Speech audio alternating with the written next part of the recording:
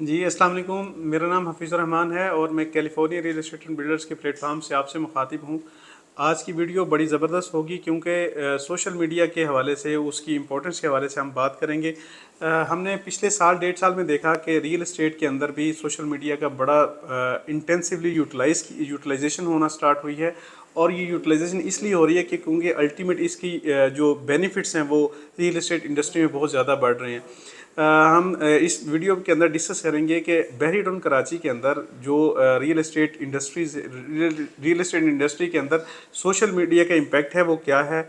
किसी नई real estate company के लिए सोशल मीडिया डिपार्टमेंट या मीडिया डिपार्टमेंट का होना कितना ज़रूरी है, और इसके साथ साथ फिर इंडोर और आउटडोर जो वीडियोज़ रिकॉर्डिंग है उसके लिए क्या गैजेट्स और क्या टेक्निक्स रिक्वायर्ड हैं।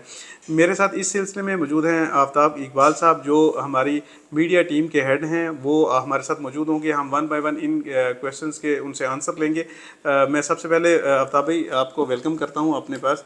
आफ्ताब भाई, मुझे सबसे पहले ये बताइएगा कि सोशल मीडिया जो है वो उसकी इम्पोर्टेंस के बारे में बताएं कि रियल एस्टेट इंडस्ट्री में कितना ज़्यादा ज़रूरी है सोशल मीडिया के हवाले से किसी भी टीम का वेल इक्विप्ड होना, वेल ग्रूम होना। अस्सलाम वालेकुम। फिर भाई, जैसे आपने सोशल मीडिया से रिलेटेड बात की, जैसे आपको पता है कि 2024 या जो भी अभी टाइम गुजर रहा है, इसके साथ साथ टेक्नोलॉजी का कितना ज़्यादा यूज़ है किसी भी बिज़नेस के अंदर। और इसी तरीके से अगर हम बात करें रियल एस्टेट के अंदर, तो जैसे हमारा रियल एस्टेट से रिलेटेड ही बिज़नेस है, रियल एस्टेट के अंदर भी किसी भी प्रोडक्ट की विजिबिलिटी बढ़ाने के लिए इस टाइम जो सबसे ज़्यादा ऑप्शन जो यूज़ हो रहा है ना, वो सोशल मीडिया का है कि ताकि आप सोशल मीडिया के थ्रू कितने लोगों तक अपना पैगाम पहुंचा सकते हैं।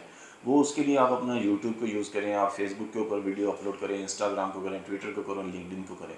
लेकिन ये चीज़ें यूज़ करने से पहले आपको पूरी प्रिपरेशन करनी पड़ती है, चीज़ें तैयार करनी पड़ती है कि ताकि आप अपनी प्रोडक्ट से रिलेटेड किस तरह मैसेज देना चाह रहे हैं। वो रिटर्न के अंदर देना चाह रहे हैं, वो वीडियो फॉर्म के अंदर देना चाह रहे हैं। अगर आप रिटर्न के अंदर देना चाह रहे हैं तो आपको एक अच्छे ग्राफिक डिज़ाइनर की ज़रूरत होगी जो आपको प्रॉपर चीज़ बना के देगा। और अगर आप वीडियो फॉर्म के अंदर दे रहे हैं, आप वीडियो फॉर्म के अंदर मुख्तलिफ स्टेप्स हैं कि आप एक रील की शॉर्ट टर्म में उनको मैसेज पहुंचाना चाह रहे हैं या लॉन्ग टर्म में मैसेज पहुंचाना चाह रहे हैं। जैसे हमारा रियल एस्टेट से रिलेटेड काम है, हमारा हाई रेज का काम है, हम अपने कमर्शियल और रेजिडेंशियल प्रोजेक्ट बनाते हैं, इसके मुतालिक हम मैसेज पहुंचा रहे होते हैं। और ज़्यादातर ये सोशल मीडिया यूज़ करके 90% हर बंदे का यही टारगेट होता है कि ताकि ओवरसीज़ पाकिस्तानी को ज़्यादा से ज़्यादा टारगेट किया जाए, क्योंकि ओवरसीज़ पाकिस्तानी जितना भी है वो सारा सोशल मीडिया के थ्रू ही हमारे साथ कनेक्ट होता है। और वो अगर उसने कोई बाइंग करनी है या अपनी कोई इन्वेस्टमेंट करनी है पाकिस्तान के अंदर, वो इसी प्लेटफॉर्म के थ्रू ही कनेक्ट होकर हमसे चीज़ें बाइंग कराता है। ये सोशल मीडिया या मार्केटिंग किसी भी फ़र्द वाहिद के लिए या अदारे के लिए दिल और दिमाग का काम करती है। सही, बिल्कुल आपने बड़ी डिटेल से बात की है आफ्ताब भाई। एडवर्टाइजमेंट से मार्केटिंग जो एक्सपेंसेस हैं उससे कोई डिनाई नहीं है। पहले मीडियम सिर्फ इलेक्ट्रॉनिक मीडिया या प्रिंट मीडिया यूटिलाइज होता था, जो मेन स्ट्रीम मीडिया है। लेकिन जो हम बात करें वो सोशल मीडिया की यूटिलाइजेशन बहुत ज़्यादा हो गई है। अच्छा, मुझे थोड़ा सा बताइएगा कि एक न्यू रियल एस्टेट कंपनी है या न्यू ऑफिस है, उसने अपने ऑपरेशन स्टार्ट करने हैं, तो आप मीडिया में उनके डिपार्टमेंट में क्या क्या बेसिक एसेंशियल्स होने चाहिए? आज फर्स्ट डे अगर उनका स्टार्ट होने जा रहा है तो क्या क्या चीज़ें हैं जो आप समझते हैं कि बहुत ज़रूरी है उनके मीडिया में फ्रॉम वेरी फर्स्ट डे होना चाहिए? कोई भी अदारा बनता है या कोई भी ऑफिस बनता है, सबसे पहले वो मेंटली अपने आप को, जो उसका ओनर होता है या चेयरमैन होता है, वो अपने आप को मेंटली प्रिपेयर करता है कि मुझे अपना एक लहदा से बिजनेस स्टार्ट करना है। फिर वो इसको कैटेगराइज करता है कि मुझे एक मार्केटिंग कंपनी अपने आप को इंट्रोड्यूस करवाना है कि एज ए बिल्डर इंट्रोड्यूस करवाना है। सबसे पहले वो XYZ कोई भी अदारे का या अपनी कंपनी का नाम डिसाइड करेगा। फिर सबसे पहले उसका लोगो बनेगा जो उसकी पहचान होगा। फर्स्ट डे से लेके एंड तक जो उसकी पहचान रहेगा वो उसका लोगो रहेगा। फिर वो अपने बिजनेस से रिलेटेड टोटल अपनी वेबसाइट के ऊपर मटेरियल डालेगा कि ताकि कोई भी उससे रिलेटेड उसको सर्च करे गूगल के ऊपर, तो उसको उसकी वेबसाइट के ऊपर आके उसको पता चल सके कि इसका ये चीज़ का बिजनेस है और इसकी ये प्रोडक्ट है। फिर नेक्स्ट जब आपकी वेबसाइट और आपका सोशल मीडिया एक्टिव हो जाता है, फिर लोगों तक आपकी विजिबिलिटी बनना स्टार्ट हो जाती है। फिर लोगों को ऑटोमेटिक पता चलने लग जाता है कि ये एक नया ऑफिस बैरियर टाउन के अंदर ओपन हुआ है, ये मार्केटिंग सर्विसेज प्रोवाइड कर रहा है, ये एज ए बिल्डर अपने आप को इंट्रोड्यूस करवा रहा है। फिर अगर आप मार्केटिंग का काम कर रहे हैं तो फिर आप उसी लिहाज से अपनी चीज़ें अपडेट करते हैं। अगर आप बिल्डर हैं तो आप अपनी प्रोडक्ट से रिलेटेड चीज़ों को अपडेट करते हैं। ठीक। अच्छा आफ्ताब भाई, मेरा अगला क्वेश्चन होगा कि आमतौर पे जो वीडियोस सोशल मीडिया के थ्रू चीज़ें जारी होती हैं, वो वीडियोस जारी होती हैं जिसमें इंडोर वीडियोस हैं, आउटडोर वीडियोस हैं, और इसके अलावा डिफरेंट पोस्ट हैं जो ग्राफिक के हवाले से पोस्टें जनरेट की जाती हैं। तो मुझे जो ग्राफिक की या पोस्टों की कितनी अहमियत है उसके हवाले से थोड़ा सा बताइएगा, फिर हम वीडियोज़ की तरफ आते हैं। ग्राफिक्स की, या मैं कहता हूँ इतनी अहमियत है, आप डेली सोशल मीडिया यूज़ कर रहे हैं, आप स्क्रॉल कर रहे होते हैं, जैसे आपको कोई अट्रैक्टिव चीज़ या अच्छी चीज़ बनी नज़र आती है तो आप फ़ौरन अपने थंब को उधर रोक लेते हैं, क्योंकि वो इतने अच्छे तरीके से चीज़ को प्रेजेंट किया जा रहा होता है, वो आपके प्रोडक्ट से रिलेटेड होता है, जो भी आपकी प्रोडक्ट होती है। और दूसरा, आपने वीडियो की बात की इंडोर आउटडोर, आजकल तो आपको पता है कि पॉडकास्ट का कितना रुझान है।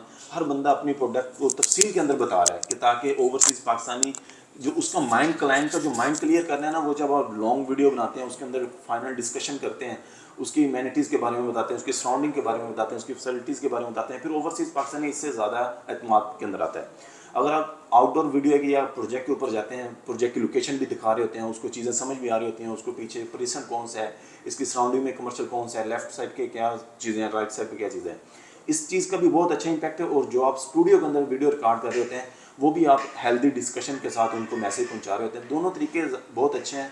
आपका मेन मकसद ये है कि आपका लोगों तक मैसेज पहुंच रहा है आपके प्रोडक्ट के बारे में।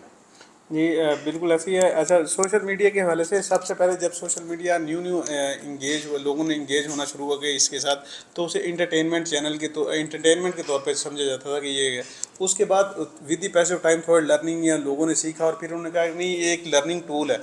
जिस तरह आपने बताया कि रियल एस्टेट के बारे में लोग इतनी डिटेल से बात करते हैं कि लोग डिस्टेंस लर्निंग पे बैठे हुए भी सारी चीज़ें अंडरस्टैंड कर रहे होते हैं, तो फिर लर्निंग टूल के तौर पे यूज़ होना शुरू हुआ और आज इसको प्रॉपर जो है वो बिज़नेस के तौर पे यूटिलाइज होना शुरू हो गया। अच्छा, मुझे एक टीम के जो मीडिया टीम है उसको सक्सेसफुल होने के लिए कंसिस्टेंसी कितनी ज़रूरी है और न्यू आइडियाज़ का होना कितना ज़रूरी है, थोड़ा सा इस पर ज़रूर बात कीजिएगा। सर, कंसिस्टेंसी इस तरह से है कि ज़्यादातर जो हाउसेस चल रहे हैं ना, वो एक या दो बंदे हायर कर लेते हैं, वो कहते हैं कि ये सारा काम यही देख लें। कभी भी इस तरह नहीं होता है, इसमें डिफरेंस काम करने पड़ते हैं। वीडियो एडिटर लहदा होता है, ग्राफिक डिज़ाइनर लहदा होता है, अगर आपने इन हाउस अपनी वेबसाइट और मोबाइल ऐप डेवलप करवानी है उसका डेवलपर लहदा होता है, एसईओ वाला बंदा लहदा होता है, यहाँ तक कि जो आपकी पेड कंपेन्स चलानी है पीपीसी वाला, वो बंदा लहदा होता है। अगर ये 3 4 5 लोगों की टीम बनेगी, पूरा डिपार्टमेंट बनेगा, फिर ये प्रॉपर तरीके से चीज़ें चैनलाइज के थ्रू चलेंगी तो ये चीज़ें फ़ायदा देंगी। अगर एक बंदे दो बंदे के ऊपर छोड़ेंगे, फिर आप कहते हैं कि रिजल्ट नहीं आ रहा। रिजल्ट फिर कैसे आएगा कि वो कितने प्रोफेशनल तरीके से काम करेगा। अगर हर बंदा अपनी डोमेन को देखते हुए काम करेगा, 3 से 6 माह लगते हैं अपने जो प्लेटफॉर्म इनको स्टेबल करने में। जब ये प्लेटफॉर्म स्टेबल हो जाते हैं, फिर आपकी विजिबिलिटी टाइम के साथ साथ लोगों तक बढ़ती रहती है। जी बिल्कुल, बहुत ज़बरदस्त अंदाज में आफ्ताब भाई ने सारी चीज़ें जो स्टेप्स हैं वो गिनवाए हैं। आमतौर पर रियल एस्टेट के बारे में समझा जाता है कि सिर्फ सेल टीम डेवलप करें और अकाउंट्स में एक दो बंदा हो तो बस आप ऑफिस कंप्लीट है। हालांकि इनकी पूरी डिस्कशंस जो अल्टीमेट रिजल्ट्स आए हैं वो ये हैं कि सेल टीम बाद में आती है, मीडिया टीम जो है वो उससे पहले आती है, क्योंकि वो अपना पूरा मैकेनिज़्म, पूरा सेटअप लगाते हैं, वो कैंपेन्स रन करते हैं जिससे सेल लीड जनरेट होती हैं, न्यू कस्टमर जनरेट होते हैं, जिनको अल्टीमेट जो है सेल्स टीम जो है टैकल करती है और उसको फाइनलाइजेशन की तरफ लेके जाती है। आपने ये ज़बरदस्त डिस्कशन आफ्ताब भाई से सुनी, माशाल्लाह ये इस फील्ड में एक्सपर्ट भी हैं। हम हमारी इस चैनल के ऊपर कैलिफोर्निया रियल एस्टेट बिल्डर्स के ऊपर डिफरेंट इंफॉर्मेटिव वीडियोस आती रहती हैं और California being a builder community आपने डिफरेंट बहरिया में प्रोजेक्ट कर रहा है। आपको बहरिया टाउन कराची में किसी भी हवाले से रियल एस्टेट की कोई सर्विसेज रिक्वायर्ड हो, आप दिए गए नंबर पर कॉन्टैक्ट कर सकते हैं। इसके अलावा बहरिया में हमारा हेड ऑफिस है, आप हमारे गिवन एड्रेस पे आके आप यहाँ हमारे ऑफिस को भी विज़िट कर सकते हैं। आपका वीडियो देखने का शुक्रिया, thank you so much. Thank you, अल्लाह हाफिज़।